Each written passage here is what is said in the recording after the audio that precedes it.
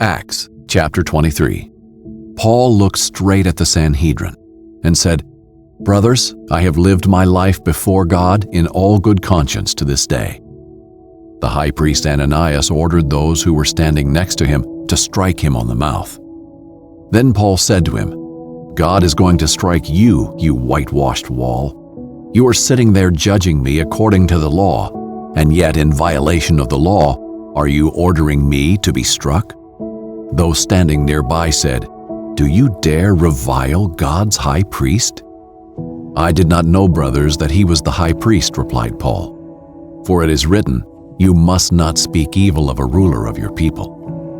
When Paul realized that one part of them were Sadducees and the other part were Pharisees, he cried out in the Sanhedrin, "Brothers, I am a Pharisee, a son of Pharisees. I am being judged because of the hope of the resurrection of the dead." When he said this, a dispute broke out between the Pharisees and the Sadducees, and the assembly was divided. For the Sadducees say there is no resurrection, and neither angel nor spirit, but the Pharisees affirm them all. The shouting grew loud, and some of the scribes of the Pharisees' party got up and argued vehemently. "We find nothing evil in this man. What if a spirit or an angel has spoken to him?" When the dispute became violent, the commander feared that Paul might be torn apart by them, and ordered the troops to go down, take him away from them, and bring him into the barracks. The following night, the Lord stood by him and said, "Have courage, for as you have testified about me in Jerusalem, so it is necessary for you to testify in Rome." When it was morning, the Jews formed a conspiracy and bound themselves under a curse not to eat or drink until they had killed Paul. There were more than 40 who had formed this plot.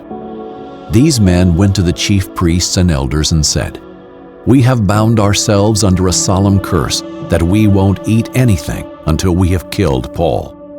So now you, along with the Sanhedrin, make a request to the commander that he bring him down to you, as if you were going to investigate his case more thoroughly.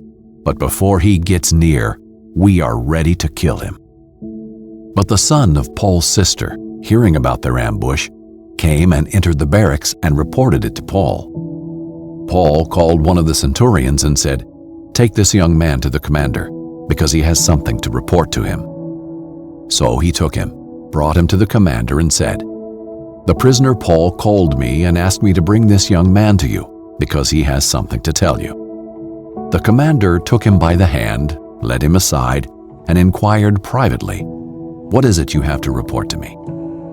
"The Jews," he said, "have agreed to ask you to bring Paul down to the Sanhedrin tomorrow, as though they are going to hold a somewhat more careful inquiry about him.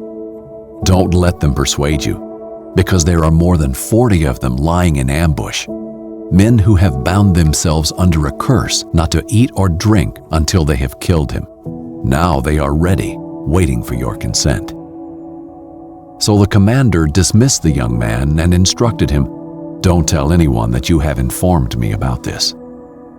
He summoned 2 of his centurions and said, "Get 200 soldiers ready, with 70 cavalry and 200 spearmen, to go to Caesarea at 9 tonight. Also provide mounts to ride, so that Paul may be brought safely to Felix the governor." He wrote the following letter: "Claudius Lysias, to the most excellent governor Felix, greetings. When this man had been seized by the Jews and was about to be killed by them, I arrived with my troops and rescued him, because I learned that he is a Roman citizen. Wanting to know the charge they were accusing him of, I brought him down before their Sanhedrin.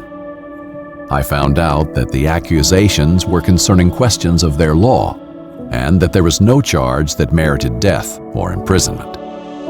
When I was informed that there was a plot against the man, I sent him to you right away. I also ordered his accusers to state their case against him in your presence." So the soldiers took Paul during the night and brought him to Antipatris as they were ordered. The next day they returned to the barracks, allowing the cavalry to go on with him. When these men entered Caesarea and delivered the letter to the governor, they also presented Paul to him. After he read it, He asked what province he was from. When he learned he was from Cilicia, he said, "I will give you a hearing whenever your accusers also get here." He ordered that he be kept under guard in Herod's palace.